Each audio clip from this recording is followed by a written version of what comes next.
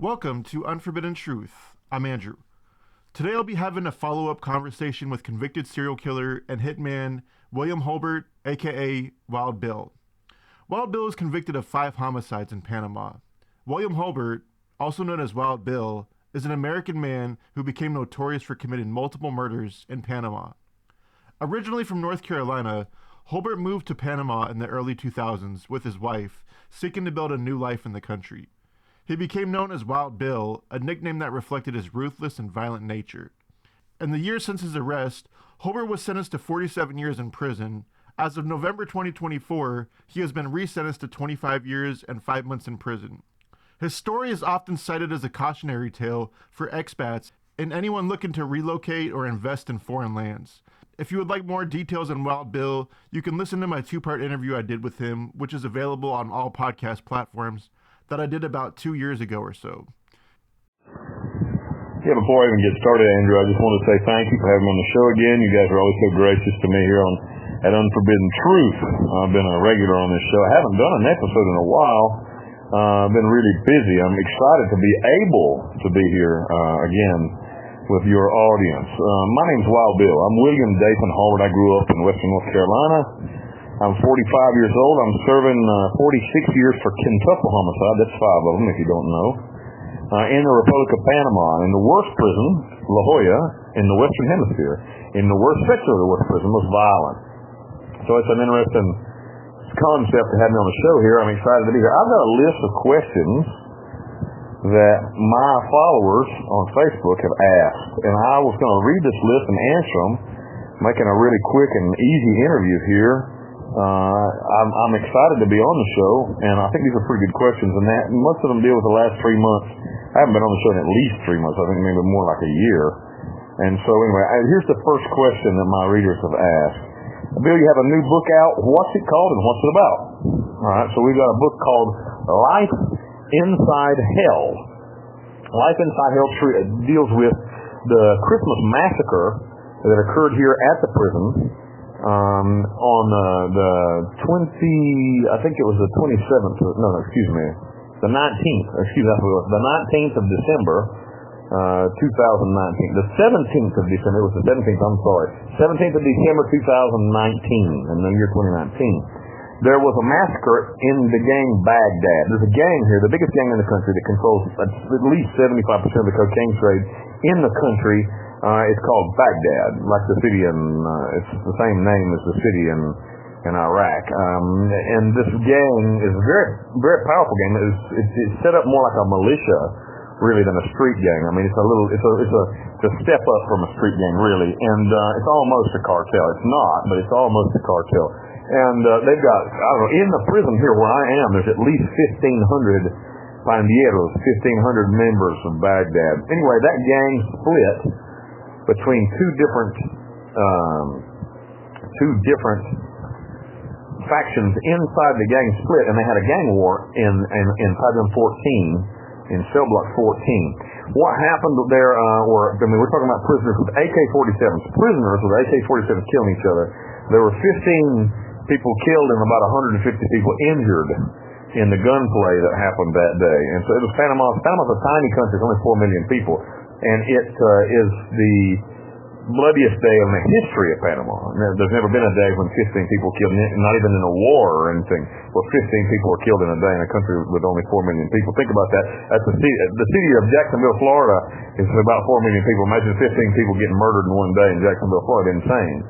Also, after that, we talk about Sector C, which is a clandestine, that's where I am, actually. It's a clandestine international torture facility that the Americans, Australians, England, British governments use via Panama to coerce people into cooperation, and that's also in the book. And so it's really an interesting book, and it also has my philosophy, the things I learned as a prison chaplain, because I am the prison's recognized chaplain, and we'll talk about that in a little bit. And it also talks about my philosophy with the law of attraction. Okay, the second question is, what is your motivation in writing about the Panamanian prison system? And my motivation in writing about the prison system here is like totally fucked. I mean, that's the best word that you can imagine. Think of a concentration camp without a death chamber and with no rules on the inside. That's basically it. And so Panama has an 86% reoffend rate. I mean, more than 8 out of 10 people that leave Panamanian prison return to serve more time afterwards. That's a complete and total failure. Not only that, there's no programs, like very little anyway, programs of education. There's no sports league. There's a lot, there's a lot of problems here on the inside, and it didn't used to be so bad. And when I first got put in prison in 2010, it wasn't as bleak as it is now. We have a favorable government right now, no joke. I'm not going to lie about that. I'm excited about the future. We have a favorable government. But what I'm trying to do is show the world what Panama's prisons are really like. Prisoners walking around selling kilograms of cocaine that are handed to them by the cops. That's the truth. The drug trade is began by the police officers here that guard the prison and propagated by the street gangs and that are on the inside, that are prison gangs, but the affiliated street gangs that have membership on the inside. And I mean, like, what the hell kind of rehabilitation is going on in here? Absolutely none at all. And also the prisoners' human rights are just like completely a joke. The human rights of prisoners in Panama is just a sick and fucked up joke. So what we want to do is present that to the world, encouraging Panama to change, to get their head out of their ass, so to speak. Number 3, is it dangerous to expose the corruption in Panama? It is. It is. The one thing is, I'm such a high-profile prisoner that it's difficult for the government to kill me. They tried. The actual government of Panama tried to starve me to death and kill me for about 2 or 3 years, but the government changed. As I said, we have a new government in, and they're a little bit more favorable towards prisoners and look like they have a will to want to help us. They were in power when I first got put in prison in 2010. This same political party that's in now, and they were a much better outfit than the two governments that came in subsequently have been horrifying and appalling is a better word with their record on human rights. And so we're really excited to be with President Molino, who was the security minister before. So I mean, he's a guy who knows about prisoners and stuff like that, and we're kind of hoping and we're getting some favorable feedback from him that he want to help us out and want to do something for us, the prisoners. You know what I mean? We're not asking to go free. We're asking for rehabilitation programs, for rehabilitation for drugs. We're asking for education opportunities. There's no university here at all. I want to study law. I'm not able to do that. And we want something more than just the basic, bullshit that they give us. And so, is it dangerous to expose to corruption? It is, but it's something that it's something close to my heart, and I think it's worth the risk. Number 4, some people have accused you of racism. Can you tell us about the militia that you were the leader of in 2003 to 2005? I ran a group, an armed militia on the streets of Forest City, North Carolina, called the Southern National Patriots. And that armed militia was not, a Nazi organization, was not affiliated with the KKK. That's a bunch of bullshit. That's when you go to prison, everybody lines up to kick your ass. Everybody lines up to tell some bullshit about you. And that's what happened to me. I don't know who started that rumor that I was somehow involved in a racist organization. The NAACP at first had deemed the Southern National Patriots a racist organization until we invited their leadership, to a rally that we had, and afterwards they recanted that statement. But that's how it goes, when they call you something, and then when they say, "Oh well, you're not anymore," that don't get publicized. And so we had African American members in the group, and so anyway, it was just a good old boy organization. It was an anti-illegal immigration platform, basically.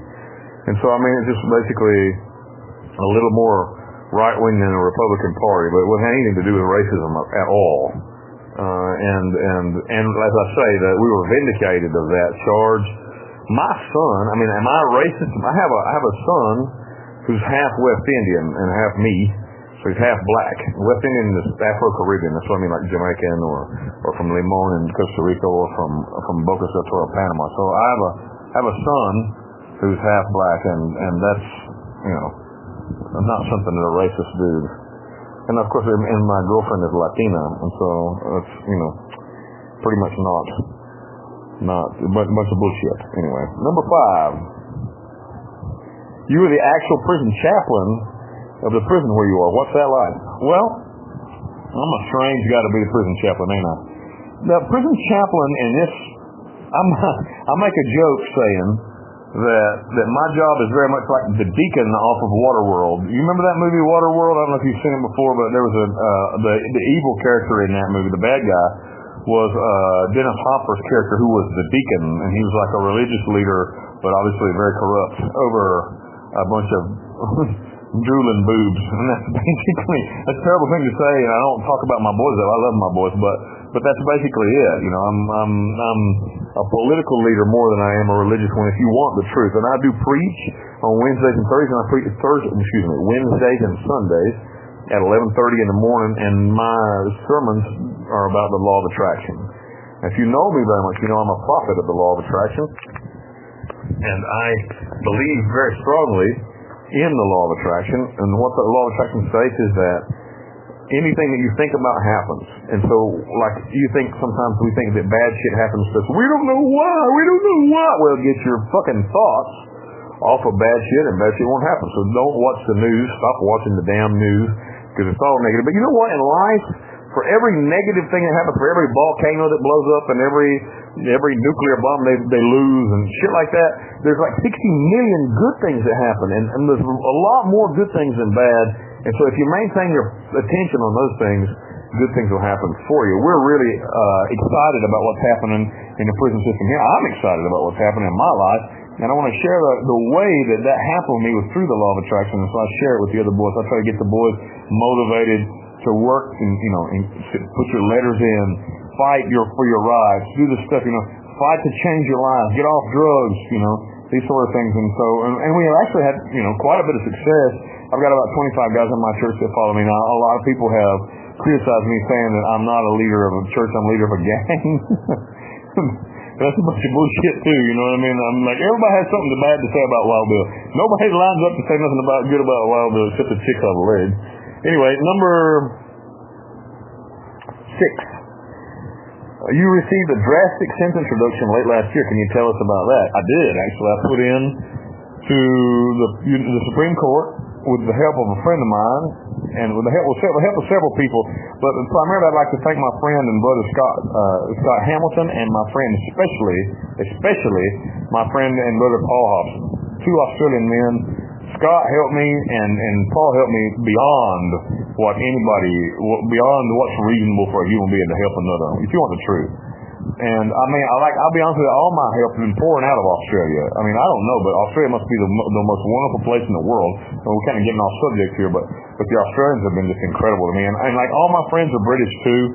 And so like, I got a good, like the old dog and Mike, my friend Mike, and a whole bunch of other people. I want to give a shout out to a whole bunch of people, because most people get pissed off when they don't get mentioned, And of course, I'm an American, and Americans always help other Americans. And so I'm like the recipient of so many people that helped me. I could, if I started to try to list you the people that helped me last year, we'd be here all day, because I mean, I've had a lot of people that helped me. I'm really thankful for that help. That's the first thing I want to say. Second thing I want to say is, I did get that sentence reduction. I was serving a 46 years and 1 month sentence. My original sentence was 47 years and 5 months. They reduced it to 46 years and 1 month on appeal, so it only come down like a year and a half. But then I had a sentence revision, and I knew that the sentence was wrong, and I had a lawyer do that, and it came out good, and my friends helped me pay for the lawyer and everything, and I got my sentence reduced to 25 years and 5 months. But in the Republic of Panama, you don't do all your time. You do 2/3 of your time. So my new release date is in early 2008. So I'm really fucking stoked about that. We're talking about less than 3 years from now, I'll be a free man. So I'm really excited about that. It's really changed everything, doesn't it? I mean, because I ain't going to spend the rest of my life in jail. And I thought, and that was the original fear. It's number 7. You have a strong online presence, especially on Facebook. Tell us about that. I do have a great big Facebook group. If I'm sure that my brother here at Unforbidden Truth, Andrew Dodge, will stick that link in the description box below. If you pull the description box below, you can find the link to my group. Friends of Brother Bill. Friends of Brother Bill is a group that I made primarily for the opportunity to speak to people in a private manner because it's a private group. To get in the group, you got to answer the fucking questions. People try to get in and they don't answer the questions, and I got some moderators. Paul Hobson is one of them, and my cousin and best friend Amber is the other. My cousin and best friend Amber is the other moderator or admin. She's my boss. She's my boss. Anyway, she's my cousin and she's my best friend. And Paul, between Paul and her, we were really running a tight ship over there. And so we had a lot of new people come into the group recently. Really excited about that. Most of them are women, and most are true crime fans and beautiful women. And I'm really excited about the group. Now, the group, we do a lot of fun stuff there. I try to post something every day, like a devotional about the law of attraction. I also post some funny stuff. I'm pretty crude, and my sense of humor is pretty damn lewd, if you want the reality of the matter. So come on over. Especially I like chicks. So if you're a good-looking chick, come on over. Number 8, excuse me. Can you tell us who the Wild Bill Hoes are? Well, we just kind of talked about them, the Wild Bill Hoes. Yeah, it's a joke. On this show, I think it was actually, I was doing an interview, and we were talking about the girls that like Ted Bundy. And I called them Ted Bundy Hoes. I said, well, they're a bunch of Ted Bundy Hoes. And Andrew Dodge said, well, you got Wild Bill Hoes. It was a joke, And the girls picked up that term, and they call themselves that. I don't call them hoes. I do actually call them hoes, but just because that's what they call themselves. And like General Gaddafi. Do you remember General Gaddafi from Libya?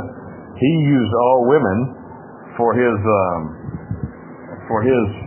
protection. So I'm the same way. I got a group of bodyguards that are all good-looking chicks, and they're the Wild Bill Hoes. And so if you want to be a Wild Bill Hoe and just drag your pretty ass over to Friends of Brother Bill, you can find that on Facebook. You can find that link in the description box. Join up and be a Wild Bill Hoe.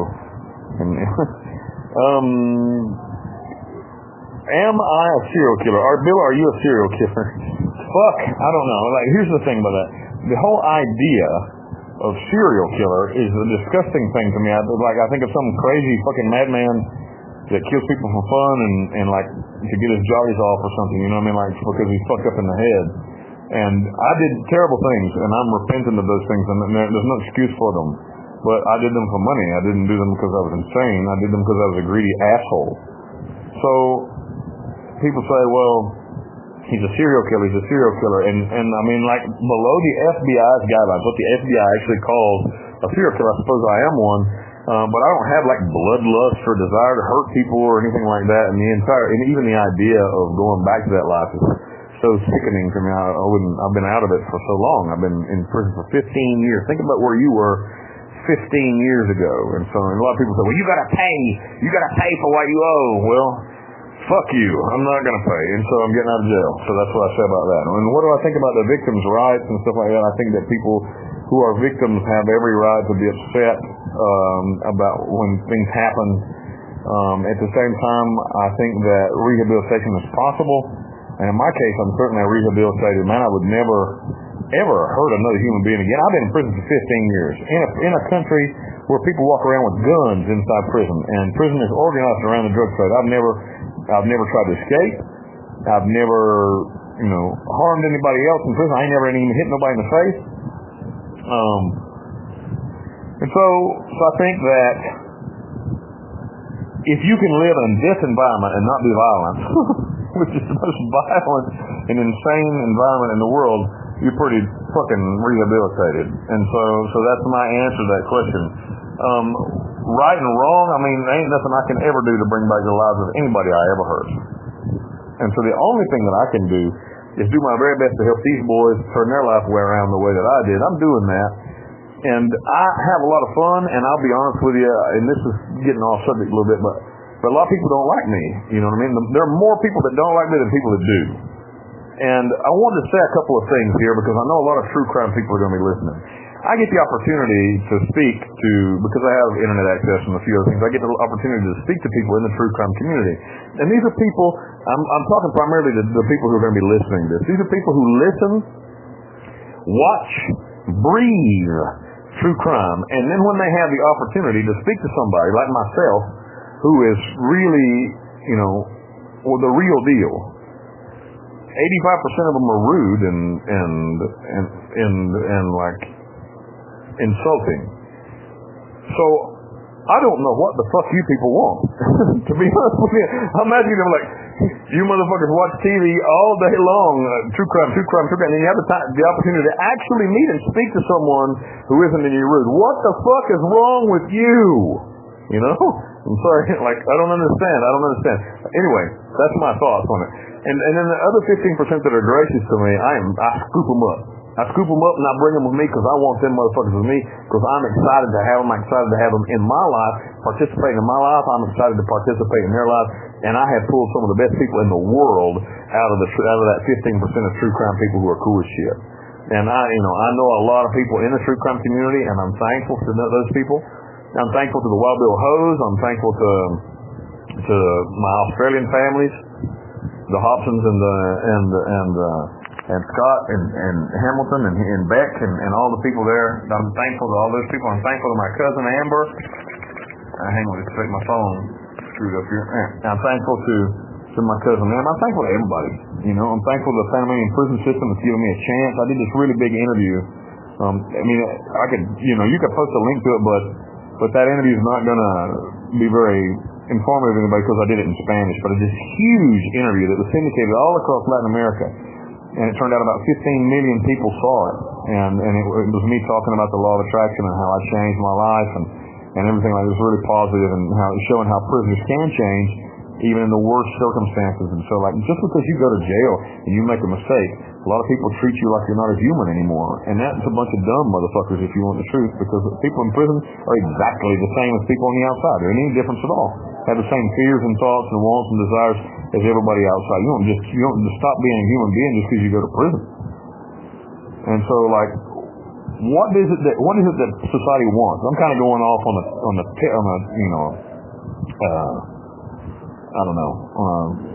a rant here, but what is it that society wants? This is more like an editorial. What does the society want? Society want to punish everybody, or society want reformed people who can form a working and positive part of society again? That's the question. And if you just want to punish the shit out of people, then nothing's ever going to change. And that re-incident rate of 86% in Panama is not going to go down, because the best re-incident rate in the world is in Norway, and they have prisons that are like hotels, but they actually have a lot of interaction with their prisoners. And I'm not trying to say that prisoners should have a place like a hotel. I'm not even advocating better conditions, air conditioning. We don't have no air conditioning here. They don't even give us food. We should do another interview sometime, Andrew, about what prison conditions are really like here in hell, you know. And so anyway, I guess I'll shut up now. That's enough for one episode. I'm thankful to be on the show, Andrew. Thank you for letting me post my own questions. And they weren't my questions, actually. The Wild Bill host came up with them online. Love my Wild Bill host. If you want to be a Wild Bill host, bring your ass on over. If you're a fella out there and you want to be involved in a group of beautiful women who have very loose morals, come on over and join Friends of Brother Bill. Friends of Brother Bill's in the description box below. I've got 2 books out. Long Live the King Wild Bill and Life Inside Hell. Both of those books, Long Live the King Wild Bill and Life Inside Hell, both those books are available on Amazon. So you can go to Amazon and pick up Long Live the King Wild Bill, or you can pick up Life Inside Hell. 2 books that I got out right now. So thank you for letting me pimp my own shit here online as well, Andrew. God bless. God bless Unforbidden Truth. Andrew is a really important dude, y'all. Before you go, support Andrew, and I'll tell you why I'm telling you Andrew's an important guy. The only motherfucker in the whole world that I know of that gives people like me on the inside the opportunity to tell their story without giving them a whole bunch of shit. Just letting them tell the story with their own mouth. That's such an important thing, that people on the outside know what it is like on the inside, that people on the outside know what the real story, not what the fucking district attorney says, but what from the horse's mouth, what really is going on. Andrew's doing a service to humanity, and I'd like you guys to support him, you know. So if you watch his shows, buy his memorabilia, donate money to him, etc., help Andrew, because Andrew's doing a service and something nobody else is doing. Like most of these true crime shows are a bunch of retards sitting around talking shit. That's it. A bunch of retards sitting around talking shit. Andrew's actually talking to the monsters that you motherfuckers worship. So So anyway, these are my thoughts on it. God bless, Andrew. Thanks for having me on the show, man. Good to be back. Good to be back on Unforbidden Truth. That was my conversation with convicted serial killer and hitman Wild Bill. If you'd like to pick up some merch, head on over to unforbiddentruth.org. You can pick up a tank top, a t-shirt, a coffee mug, and much more. Thank you for listening. See you on the next one.